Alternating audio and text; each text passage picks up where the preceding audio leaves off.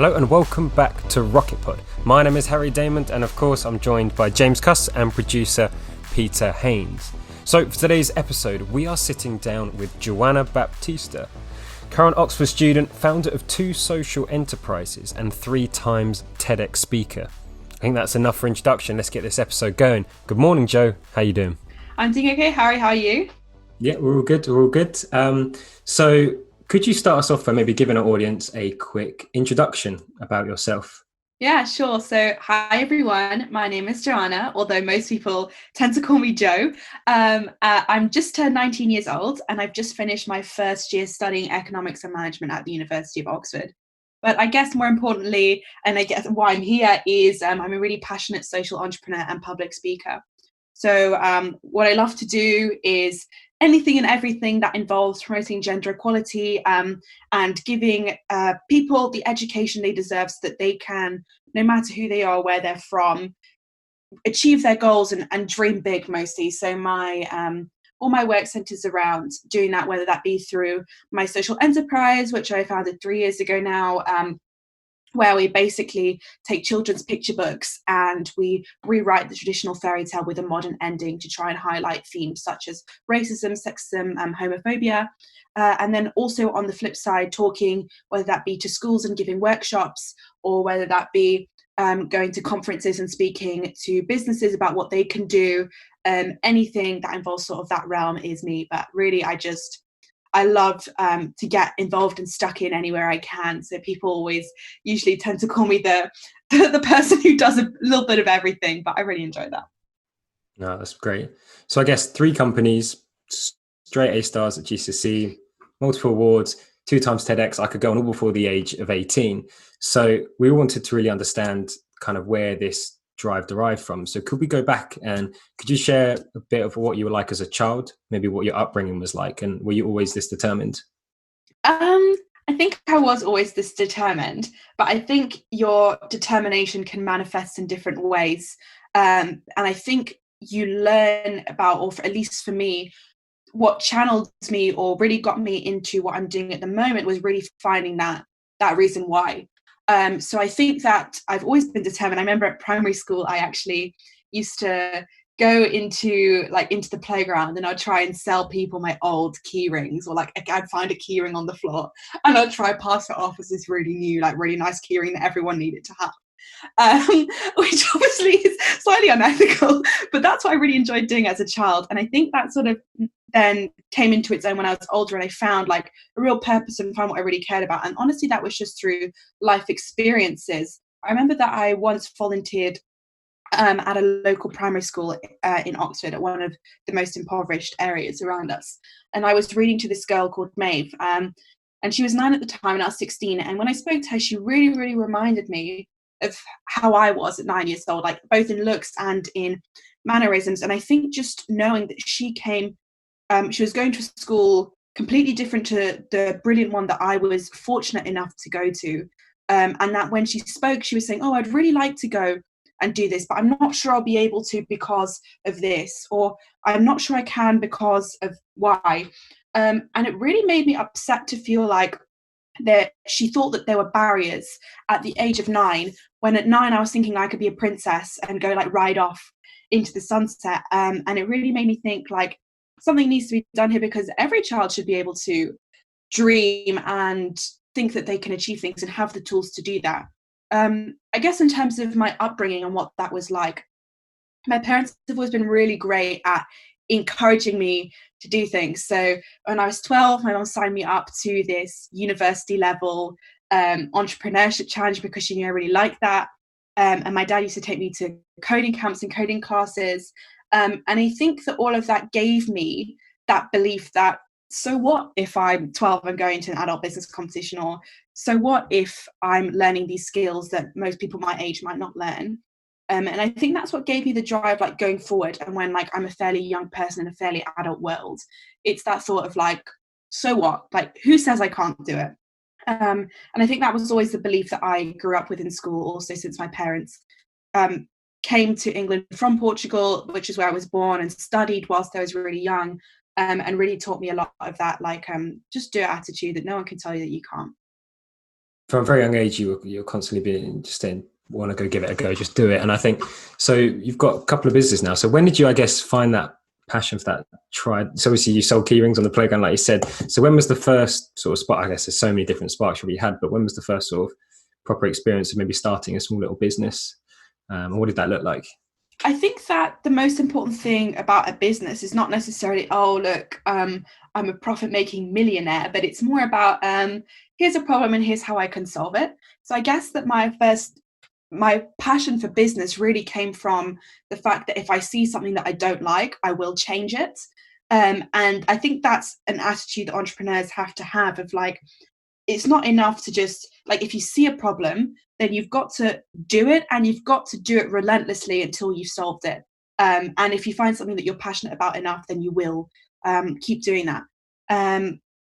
So, and then how that comes into my passion for business and the drive to change. I think that it, as I said, like I would sell key rings in the playground, but even before that, I'm a terrible artist, right? I can draw stick men. At age 6, I would like ask my aunt if she would for 50p buy my drawing, and all of those were like really small things. The first real business experience I had properly was when I went to that business competition age 12 for adults that my mum signed me up to, and I did it just because it was over the weekend and I was kind of bored, and I thought, well, I really like this, so I should give it a go.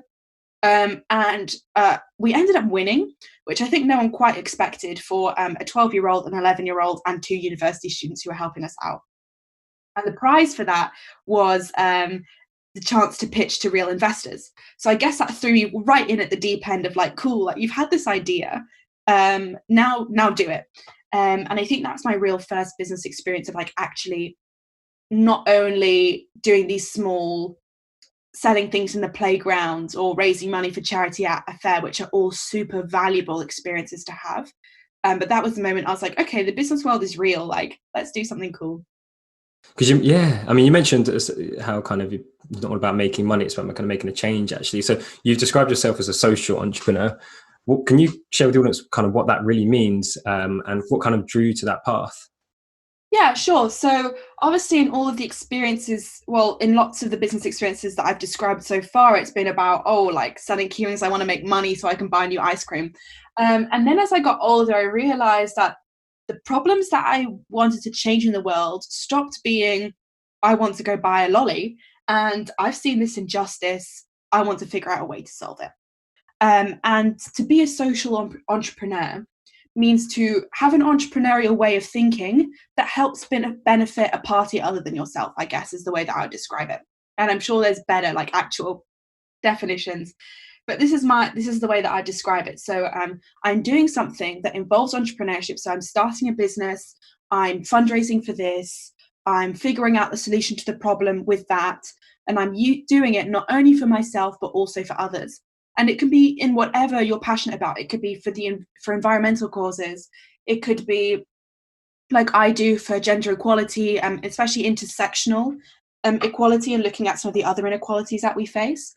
Or it could be, I don't know, for the health system. It could be for any cause that you care about and you have taken action to solve that. And usually, I guess, social entrepreneurships differ from charity or fundraising in the sense that the activity you're doing directly relates to the cause that you support. So in my case, creating books, I did that because I wanted to do a combination of educating people at a young age about equality, but also then that what you're creating is a positive change. So it's not about, oh, I've run a marathon and now I'm donating this money to the cause. It is actively working to change it in what you're doing, I'd say. I was going to say, have you been familiar with the author Muhammad Yunus? I'm not actually, but do tell me more. Okay. So I would love to send you that book. There's a book called Social Business by Muhammad Yunus. And actually he was an economics professor in the 70s in Bangladesh. And they had terrible famine at the time. And I think there was a civil war. And he was kind of moved out of his professorship role to help the people. And it was, I'll just give you an example. So it was during that time when he found that there was 27 people that were indebted by loan sharks. And these individuals were very poor and they would never, ever get out of the cycle of debt. And he basically he unchained all of these people for $42. such a small amount of money. And these loan sharks would basically set the price that they bought the goods that the people made. And he started Germain Bank. And actually 98% of the microloans that he lends are to women. And he's just built this amazing social business. And actually he's coined, it's a social entrepreneurship. He talks about that in his book. But anyway, it's a really good one. And I'd love to send it to you, because I think it'll give you, because I'm very interested in social business. And I guess the purpose is to create jobs, and you just keep putting the money back into creating jobs. I think you can get back the money you put in, but it's a very noble thing to do. And it's the right thing to do. So very, I didn't remember his name, but actually, funnily enough, in my A-level, I learned so much about microloans and how they started in Grameen Bank.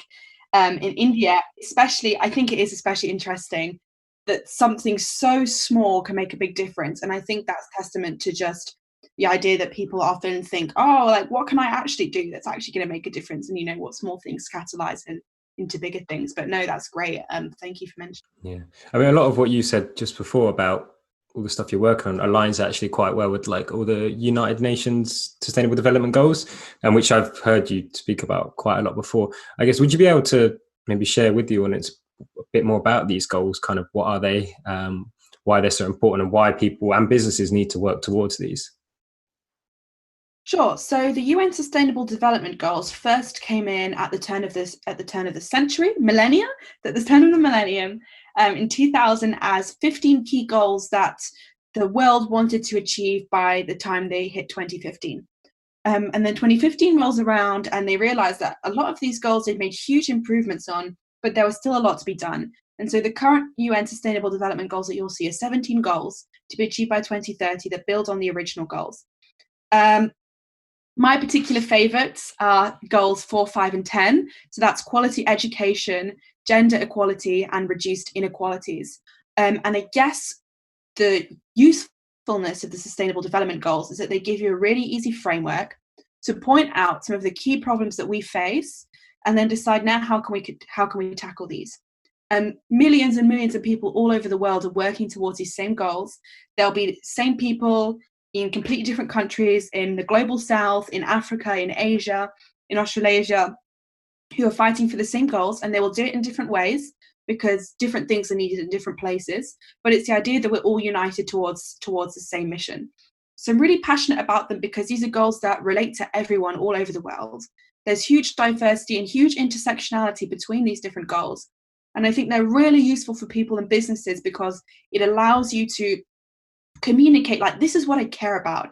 And you can, it's almost like a conversation, like, oh, Harry, like, I'm goal 5 and 10. What goal are you? And it doesn't really matter. The idea is that it's a really simple way of describing your cause. And I think a lot of the problem that we face is like, what's your why? And I think that this really helps people and businesses to find their why, find their greater purpose than just profit, and then figure out how to apply them. So that's why I think they're particularly great. Is there enough companies, people working towards these to hit this 2030 goal? I think at the moment, well, whether we hit the 2030 goal or not is a different question to people and businesses. I think that if we hit the 2030 goal, it's because of the huge work of charities and individuals and NGOs and the UN and governments who are doing their bit to try and alleviate this. But it's really up to businesses and the people and us in our daily interactions to make sure that we're contributing to these goals. And I don't think that we're doing enough, but I think we're moving in the right direction. And I think the phrase that's most important to this is vote with your pound. So I think that there are, for example, the scandals at the moment with Boohoo paying like £3 an hour for their workers. Why don't you just not spend money on Boohoo clothes and spend money on sustainable and ethical brands that might cost the same or slightly more? And if you're voting with your money, then people will realize that they can't carry on because their business model is no longer sustainable the way it is. And then they'll be forced to change. And this is another one of those examples of really small actions that we can all take that cost us literally nothing, or maybe an extra 50p per item we buy, and can altogether make a big difference. So there's not enough being done, but we are moving that way.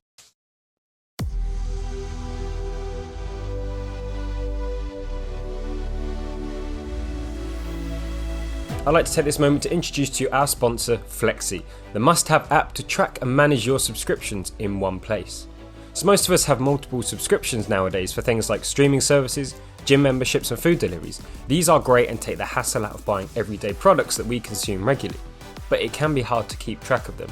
That's where Flexi comes in handy, using super secure technology to connect your accounts to see all your subscriptions in a single dashboard, putting you in control of your spending. And what's more, Flexi's subscription marketplace allows you to discover new products you may love, all easy to pause, resume or cancel in a swipe or two. So give Flexi a try. It's free to download from the App Store, or check out their website at www.flexiapp.uk. That's FLEXY app.uk. Back to the podcast.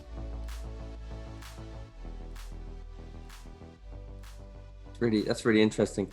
It's funny on the subject of the businesses doing more. So last night I couldn't sleep. I was up between 1 and 3 this morning, and don't ask me why. And I went through. I make notes every day, and I went through a notepad that was like 18 months old. And one of the goals that I set myself was to find 100 companies in the next 10 years that could each pledge 1% of their turnover towards social initiatives, or ESG initiatives. And it's funny because I reached the goal. So one of the goals was just one company to start with, and I started my FinTech business. We've written into the company articles that the board has the discretion to spend up to 1% of its turnover towards ESG initiatives. So it's all very well to tell people you're doing it, but to actually write them into the legal framework of the business. Because I think if you do more for society, it's going to come back, and you don't do it to get back, but it's just because it's the right thing to do. And I do think there's a shift towards that direction. But having the purpose, I like the way that the way you talked about the UN goals. You know which ones are yours, and there's going to be cohorts of people around the world that are your tribe. So and with technology, we can all communicate and we can get more done. So it's quite exciting. So I love your approach to that. Yeah, no, absolutely. And I think it's also a bit about when you're saying like the difference between legal or giving 1% or like doing something, but it's not to give back. It's almost like it's really hard for people to care until they feel like it relates to themselves. So if you've personally been affected by the pandemic, you're much more likely to want to stay inside because you've seen the effects. And sometimes the problem that we have is that we disassociate with some of the problems going on in the world. So I think bringing that back, or bringing awareness, or giving because it's part of the legal framework, not expecting to give back, really helps change that narrative of you don't need to have lived through something to care about it. And I think that's the direction that we're moving in as well. A lot of companies will at the start up trying to do it to look. They don't actually have the passion behind it to do it. They're doing it to make themselves look good, which I think is interesting. You mentioned a second about the kind of the pandemic and obviously everything we're currently going through. I guess it's a huge time for reflection and that sort of thing. So do you think you've kind of had the time to kind of pause and maybe reflect on the wealth of experience opportunities that you've had in the past, or the stuff that you've managed to achieve already? Because I guess it's a moment of time where we can all look back and really reflect on what we've had, the freedom, all that sort of thing. Have you got a comment on that? Yeah, I think that actually the start of lockdown was quite tough for me because it was very tough for everyone. It came very suddenly. It came right at the end of term, so I had the rest of my university cut short. I moved back home from university, and I love my family, and I was still able to finish. And I'm in this super fortunate position that no one I know has suffered too much as a result of the pandemic. But I think what it really made me do is realize that I was living constantly for these things that were happening in the future, like, I can't wait to go back to uni in 5 weeks, and I can't wait to go and see Camila Cabello in concert in June, which I didn't get to do, or I can't wait to do this or to experience that. And then suddenly you're in a situation where you can't do anything, and not only can you not do anything, but you don't know what you can look forward to. And I think that was something that I really struggled with, and it made me reflect on not only, I guess, what I'm doing at the moment and what I've done in the past, but how I want to approach my thoughts and my character in the future. And I think that maybe the reason why I couldn't reflect so much on what I've done in the past is because I don't have a very good system of reflection. And I think that that's a really important important lesson to learn and something that I've learned. So this year, at the beginning of the year, I started writing gratitude logs of things that I was grateful for. And now, since the pandemic, something that I've been really working on is recognizing and celebrating the path so far, and then reflecting positively on the path going forward, but with goals that don't depend on a certain deadline or date. So instead of saying, I'm really excited to go for this conference in 3 months' time where I'm going to learn this and then be able to approach this person to make this business happen, I'm thinking, in 5 years' time, I really hope that I've been able to influence these people. I hope that in myself, I've grown as a person and I've learned lessons. And I hope that I've kept and made friends and family relations that are constructive and positive moving forward. And some of those milestones might look like starting this business, which I'll do when I can, and looking at things in a different way, which isn't so dependent on here's what's next, and instead saying, here's what's happened, and here's where I want to be, and now let's just go with the flow and see how we get there. And I think that's something that lockdown's really taught me. Yeah, so that seems to be, I mean, just looking at your impressive background, you seem to be a very goal-oriented individual. So actually focus on the journey or the process as opposed to the goal or the objective. That's kind of what that's kind of the realization that you've come to? Is that right? It's more about the process or the journey than actually having these goals in the future. Is it actually celebrating the moment and being more mindful in, not letting yourself off the hook a little bit for the things that you can't control, maybe? Is that? Yeah, I think it's. Can you elaborate on that? I think it's somewhere in between. Because I think you're right in saying that I am a very goal-oriented person, and I think that's because if I have goals, then I have it's easy to find specific metrics of success. So if I say I achieved this thing, then I'm like, oh, I know that I've succeeded. And I think the important thing is to recognize success in other areas and to recognize success in journey and not only in milestones. And that's a harder success to recognize because it requires introspection and it requires something that isn't numerical. It's thinking qualitatively about your impact and reevaluating where you want to go. And I think that this lockdown helps us realize that we might have slowed down in our ability to hit milestones that we've set ourselves based on a growth trajectory and hit those goals. But instead, what we've done is that we've been forced to reflect and introspect on what we're doing and why we're doing it. And then it means that we've come out of this almost difficult time where we're not on the same path to maybe we're going to pursue a new path. And actually in 5 years' time, we face this uncomfortable, stagnant position, but it means that we now know exactly what we're doing and we can go much faster in the future. And I think that is the difference between a successful person who can achieve goals and achieve KPIs and someone who is not only successful in the current realm, but almost redefines a new realm and therefore can be even more successful because they see beyond their immediate path. That's brilliant. That's a really nice way of describing it. Very eloquent. I like it. I have a question for you. So what did coding do for you? So how did the code, your first coding course, what did that teach you? And how did that impact your trajectory? I think that coding helped me twofold. I'd say the first is that it gave me an extremely valuable skill that is not taught enough and is not known extensively enough, especially in women and girls. So I think that what coding taught me firstly was giving me an asset that is extremely valuable, especially in the modern day. And it also taught me that I can create my own solutions to anything. I think that, maths, you're taught how to solve problems. And you solve the problem that you'll say, oh, find whatever, you find it, fine. What coding does is it says, do whatever you like. Here's the language that you require. Here are the tools that you need. Now you can go and do anything. And I think that's a kind of a mindset that is really reflected in entrepreneurship as well. It's the sort of thing here are the tools that you need to do whatever it is that you want to do. And I think coding is a lot about that. And coding also teaches a lot about patience, because sometimes you'll have a missing colon somewhere in the middle of hundreds of lines of text, and it will take patience and looking in detail and thinking critically, and also taking a step back and then going back in to discover that the only problem you had was you had a missing colon. And I think there's something really humbling about that in lines of code, that even the best developer can miss a colon. So I think there are lots of benefits of coding. especially right now. And those are kind of the lessons that it taught me, I'd say. Do you enjoy that sort of challenge when you can't find that colon? Is that something that you have moments you're like, oh, I'll give up? But no, you enjoy that kind of challenge? Absolutely. I think that everyone hates that challenge until they've solved that challenge. It's the kind of thing that when you have that problem, you're like, I am so angry. I'm infuriated. I can't find what's wrong. You know, I'm about to cry. I cried so many times coding my project, cried so many times.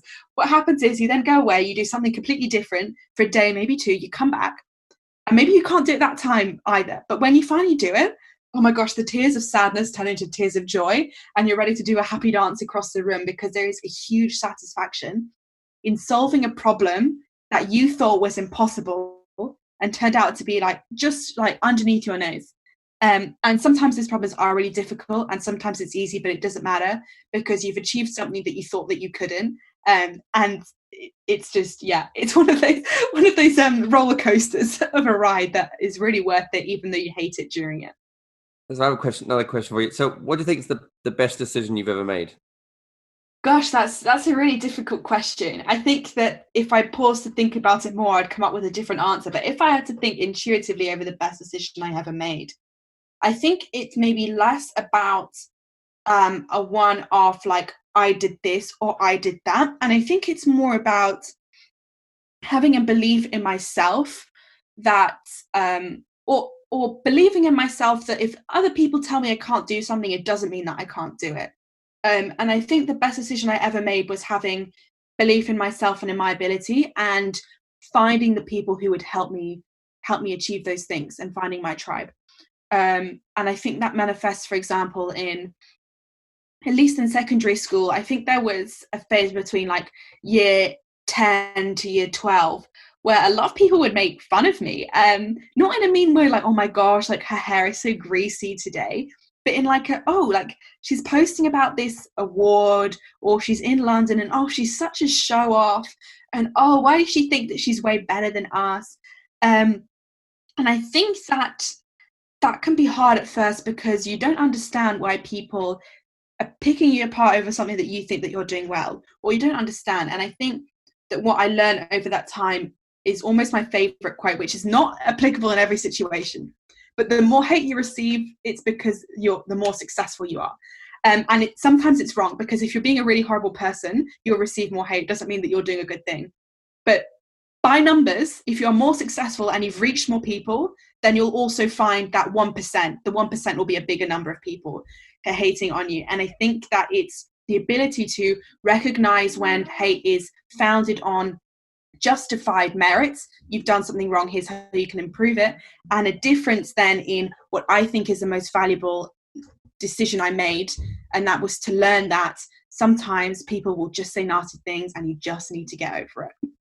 It's a mindset. So your decision is really just making a decision that you're just going to ignore that stuff. And if someone says you can't do it, then, well, that's their opinion, and you're just going to do it anyway. Absolutely. That's a great message.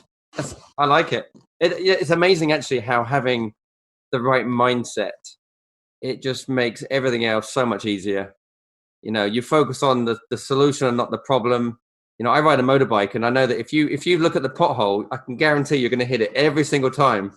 But if you look at the gap, you know, and certainly when something happens, you know, you can't look at the dangers. You've got to look at the gaps. Otherwise, you know, it's not good, not a good outcome. You mentioned earlier about the metrics of success, and kind of, I'd be interested to understand what is your definition of success to yourself? What is it? I think my definition of success is maybe one that I think that people often say success shouldn't depend on other people. But for me, my metric of success is twofold. It's firstly that my children or grandchildren will be proud to say, my mum is Joanna, and you know, she did this really cool thing. And to know that my family and friends are like proud in me, and to know me, and will want to be like, oh my gosh, yeah, she's so cool. This is my mum. And then twofold, success for me is knowing that I have left the world in a better place to the way that I found it. And I know that I've done everything that is in my power to change things that I am not happy with. And if I've seen a problem, and I haven't been able to solve it, but I've tried, then that's success for me, because I know that I've at least recognized something that was wrong. Yeah, I'd say that's what success is to me. It's a great definition. You mentioned like everything in your power. So I guess all the stuff you're trying to work with, all different companies, the movements you're doing. So what do you think kind of needs to change to make these academic sciences, STEM, more inclusive for everybody? What is the things that you're working to changing? What sort of things? Yeah, I think there are two parts to this problem. First is the numbers, and secondly is the attitudes. So firstly, you need the women and the minorities of all kinds to be in those positions. So firstly, you need to have numbers of women in STEM. You need to have numbers of ethnic minorities in STEM. You need to have numbers of people from different religious, socioeconomic backgrounds, of different sexualities and orientations. You need to have those people there. Then once they're there, or actually this should be before they're there, but in reality it's much harder to do it this way. So we tend to get the numbers in, and then we think, now let's change the beliefs. And that's saying they're here, but are they welcome here? So for example, this year, Oxford University marks the centenary of women actually being able to officially get recognised with a degree. Brilliant, women are there. But in those first years, women might have been there, but were they welcome there? Were they treated the same way? Did they receive the same level of education and attitudes? And I think we're seeing that now with the Black Lives Matter movement at Oxford. This year they published, 20% of our students are from Black and ethnic minorities. So they're getting there in numbers, but are they treated with the same attitude? Probably not if there's still a statue of Cecil Rhodes up. Probably not if we're still, if Oxford is still funding racist initiatives. So I think that firstly is getting the numbers there, and secondly, it's changing the attitudes once they're there. That's brilliant. And what can people that aren't maybe making part of this movement do to start contributing? I think that, again, the first step that anyone can take if they're not doing enough is to recognize that they're not doing enough. And I think this is the first hurdle that so many people fall at, is its fragility of, I don't want to admit that I'm doing wrong.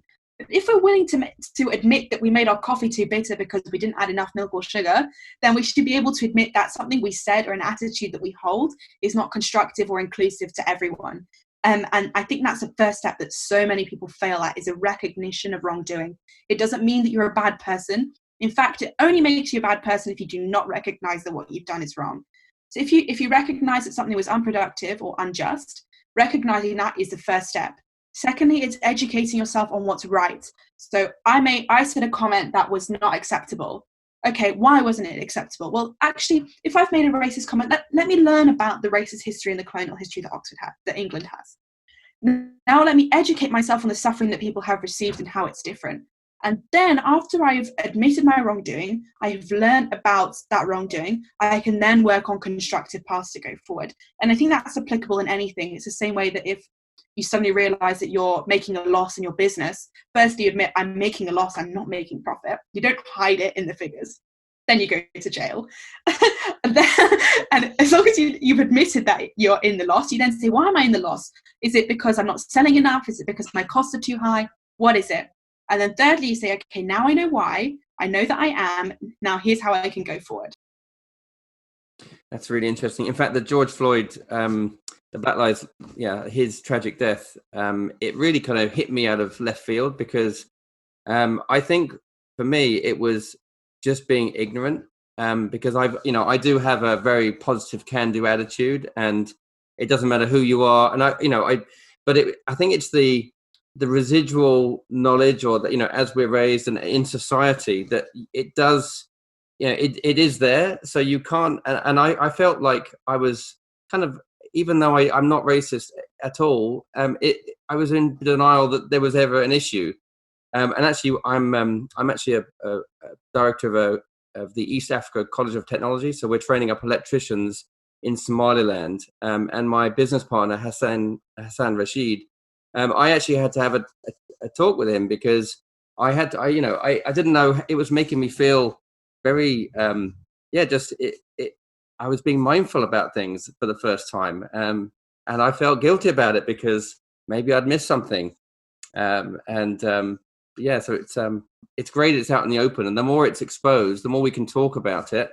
Black Lives Matter, it's really healthy, and we can find solutions. No, I totally agree. I think I was the same. I think I've always been really proud in my belief that I think that everyone deserves the right, no matter who they are, where they're from, no matter their background, like it doesn't matter. But then I think that it also hit me a bit out of left field, because although I in myself made sure to not be racist, and if someone was racist, I would call them out on their actions. That's different to me fundamentally understanding the hundreds of years of history and the severity of the impact, and to not only not be racist myself, but to make sure that I'm actively campaigning as an ally to those people to make sure that systematically and systemically racism isn't present. And I think that that's something that hit me at first. And I was a bit fragile at first. I was like, no, I'm not racist. And then it's like, you know what? Like, that's not the question here. It's not whether you've said something racist. It's the system is this way. What are we going to do about it? And I so agree with you. It's about just the transparency and learning more about it that is that kind of really needs to come forward in everything and more prevalently. So sort of education around it sort of thing, is being able to understand the history and actually understand why all of this is happening.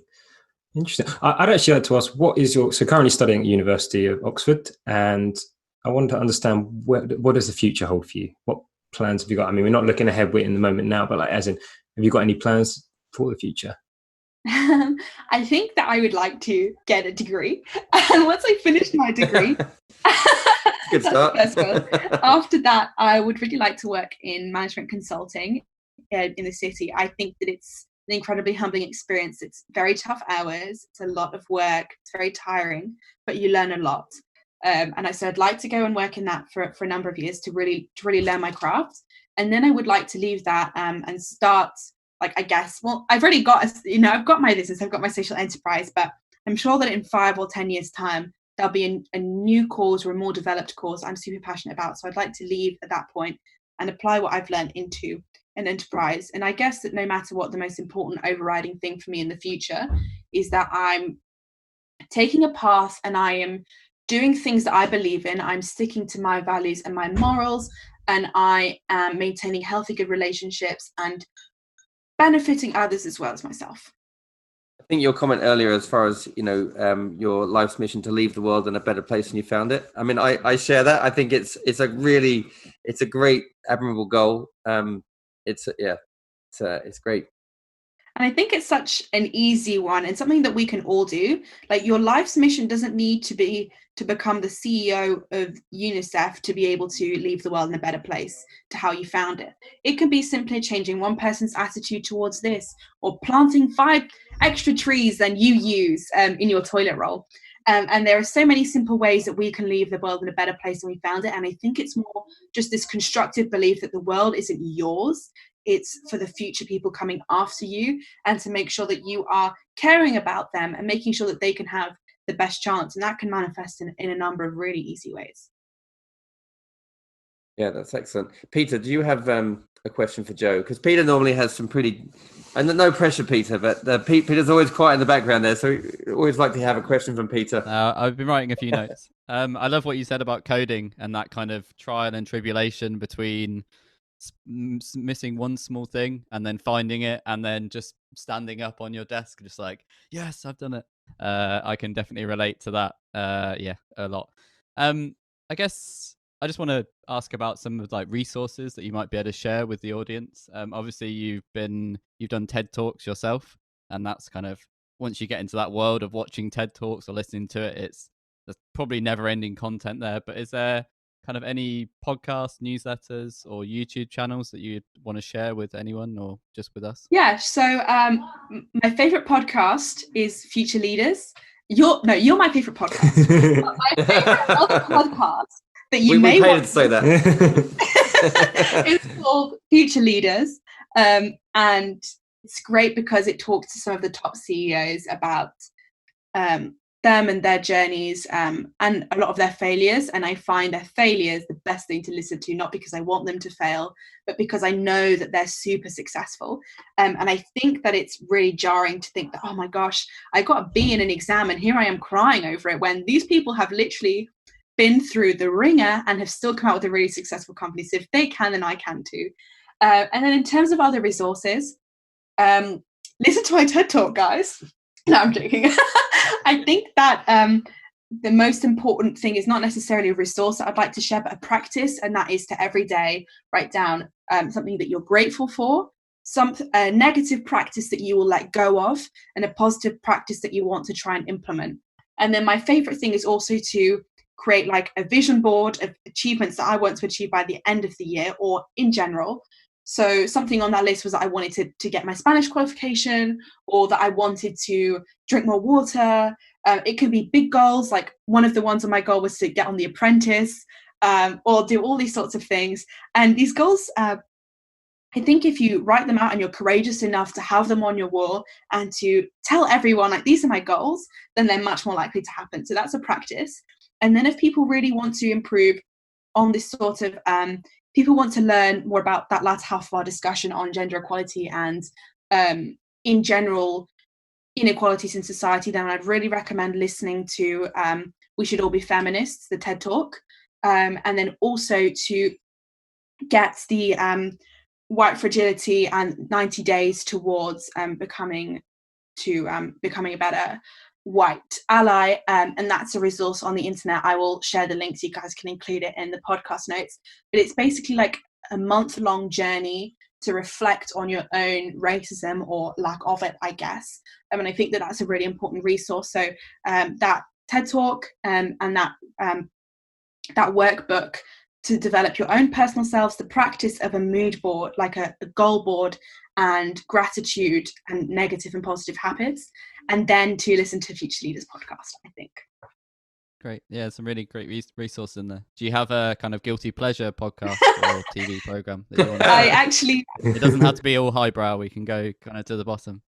I have 2 guilty pleasure podcasts. The first one might not appeal to your audience when it's called The Girls' Bathroom, and it's a podcast of these 2 YouTubers who literally talk about like girl problems or boy problems, and that is just brilliant and very low brow, like very chill.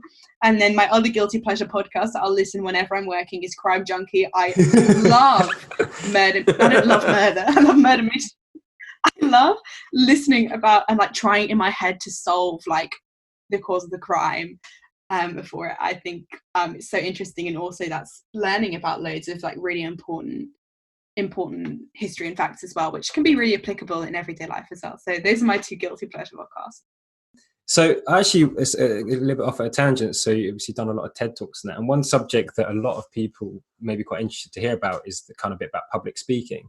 Now, I mean, you've done TED Talks to 6,000 people in Amsterdam, but public speaking is a big fear in anybody of all ages, whether it be in an interview, speaking to the friends, anything. So could you maybe share a bit of your experiences and maybe some tips and techniques of how to maybe overcome that fear? And just delve into that really. Okay, so the first thing I'm going to say is that if you're 30 and you're still afraid of public speaking, then it's going to be harder for you. And that's an uncomfortable truth. But I would say to anyone who's listening to this, who has younger siblings, is young themselves, who has children, is start as young as possible, because when you're younger, you have less fears. So I think part of the reason why I'm comfortable with public speaking is because, for example, at 12, I won that competition and I was forced to pitch to investors. So that's like right at the deep end in terms of public speaking experiences. And I think that the younger you start and the more experience you have, so speak to yourself in the mirror for 5 minutes, volunteer to speak in class, the more you do that, the more comfortable it becomes. So that's in terms of practice. And I think the other big lesson for me in public speaking is that everyone wants you to do well. No one is sat in that audience thinking, I want them to trip over their head and not be able to speak. So I think that it's that, and then not thinking of the audience as individual people, but just as a room. So I actually find it more nerve-wracking to speak to someone I know, or to be in an audience and to individually know people in that audience, because I know that if I fail, those people are going to know that I failed because they're in my life. I've spoken to them often. They might know the speech that I'm preparing. Whereas if I don't know anyone in that room, I actually find it easier, because I think this is something that people can take, is like, if you don't know them, they're never going to have any impact on your life if you mess up. If you get it wrong, the only person who's going to know that they've gotten it wrong is you. And even if you get it wrong, they're not going to come like around stampeding saying you're a horrible person because you messed up. They're probably never going to see you again, talk to you again. And if they do, it's probably because they're going to say you did a really great job there. And so I think taking that message of the fact that it is okay if it goes wrong, it's not the end of the world, they'll be fine, and lowering that barrier of like the fact that it has to be perfect. No one does anything perfect first time, no one.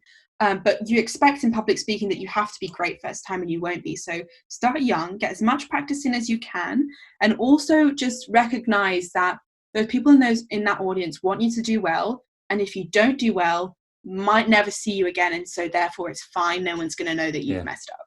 Yeah, I think that's where most of the fear kind of derives from, is what are the audience thinking?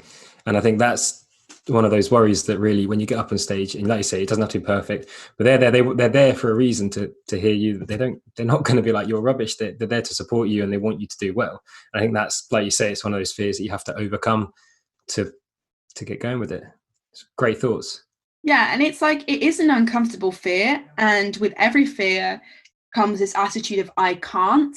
But I can't, of course you can. And actually I would say, if you say you can't, then you can't, like, end of story, because you believe that you can't.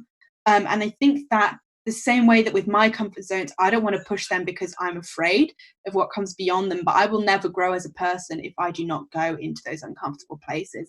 And I think it's like that with public speaking. And if you're really afraid, try doing something joint. Why don't you just change the slides for someone else's presentation? Or why don't you practice it 500 times in front of 5 friends, and then you know back to front, forwards and backwards, and just reduce that cost of public speaking, like keep it low risk, and then build it up. Excellent, really good advice. Maybe I'll come to you when I'm my next public speaking gig. So I have a question for you. So if you were to take anyone out for coffee, anyone, who would it be? There's so many people that I would love to take out for coffee, so I'm going to start by defining my boundaries as someone who is alive, and someone who there are so many people that I'd like to take, but personally I would love to take an inspirational woman, just because I think that I can relate more personally to experiences. I guess that I absolutely love Michelle Obama, but I think she's a very cliche answer to give.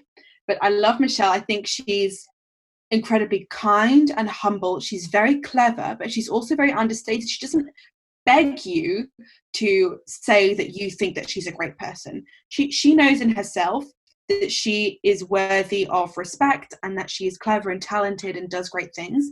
And because she knows that in herself, she doesn't feel like she needs a validation from others. And it almost makes her even more respectable, because she has that confidence in herself that I think everyone should be able to mirror. I also have like a bit of a guilty passion for Karen Brady. I love Karen Brady. I especially love like the segment in the Apprentice You're Fired episodes where they do Karen Brady harsh but fair comments, because I think that she is just excellent at cutting straight to the point. She will not mess around with you. She will tell you how she thinks. And I love that she's really unafraid of just like speaking her mind. And I think she's also a really amazing businesswoman. So those are two of the people who I would love to speak to. Yeah, who are alive and who are inspirational women. But there's so many. I would take so many people for a coffee if I could. So you're going to be on The Apprentice then? Oh, I really hope so. Well, I don't know. Everyone says, oh my gosh, but the people who go on The Apprentice are not that super entrepreneurial or bright. But I think it's just, I've literally watched every single season since it came out. So it's almost like I just want to be on because I just want to sit in those chairs and have that experience. And I don't want to win. Yeah. But I just because you were going to do the kids version, weren't you? But then the year you were going to enter it stopped. It stopped. Yeah. It literally, I was like, come on, no sugar. What are you playing at? This is my chance. I guess one final thing from me, actually. So could you summarize everything? Can you bring down to one piece of advice that you'd leave our audience? I think if I had to give people one piece of advice, or if I was to give anyone advice, whether it was my friend or my family, I would say, find your cause and don't let anyone tell you otherwise that you can or cannot do something that goes to that cause. And I think that because, firstly, if you find your why and you really believe in it, then you in your own right will not give up, because you know that you care about this more than you care about a comment that someone makes. And then the second one in that is not only believing in your cause, but believing in yourself that you have the ability to make a change. And I think that comes down to maybe it's experience. The more you do something, the more you think that you can do it. And also that other people are only as human as you. So if they can tell you that you can't, why can't you tell yourself that you can? And who are they to say? They don't know you. Who are they to say what you can and can't do? And I think that the best revenge for someone telling you that you can't do something is to turn around, do it twice as good and say, sorry, what did you say? And I think almost that gives me more fuel, because I'm like, okay, so they said that I would not be able to do that TED Talk.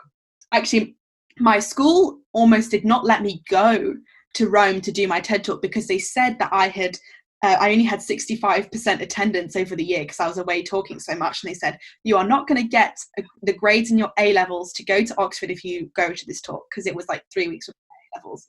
So what did I do? I went to TED Talk. Then I got even better grades than they predicted me. And then I went to Oxford and did things better. And I think that that's the best way. It's like, it's fuel for fire. Take those negativity Brilliant. and say, I'm just going to do even better now that you've told me that. And do it because you care about something. Wow. Energy. Very good. I think that's a really good place. That might be a good place to leave it. That's brilliant. And one final thing, actually, can you, for people listening that want to follow your journey? Absolutely. So on Twitter, I am Joana D. Baptista. On LinkedIn, I'm Joana Baptista. And my website is joanabaptista.co.uk. And if you want to follow along with the enterprises, so as I said, SheDot is the social enterprise that I lead. So that's just shedot.co.uk. And I've actually recently co-founded an initiative to get more people from disadvantaged and minority backgrounds into Oxford University. So if anyone listening is a current or recent graduate and fancies being a mentor, or is thinking of applying to Oxford or knows someone who is, then check us out. We're unipair.co.uk. But yeah, those are my handles. And please do feel free to drop me an email or a message. I'd love to speak to you. Thank you for listening to another episode of Rocket Pod. I hope you enjoyed that conversation with Joe as much as we did. So join us next week as we sit down with Matt Turner, entrepreneur, investor, patron and founder of the Creative Group. Thank you as always to our sponsor Flexi. Check out the website at flexyapp.uk. That's FLEXY app.uk. Download from the App Store and start managing your subscriptions today. Check us out on social media at We Are Rocket Pod, and of course, hit that subscribe button if you haven't already. We'll see you next time.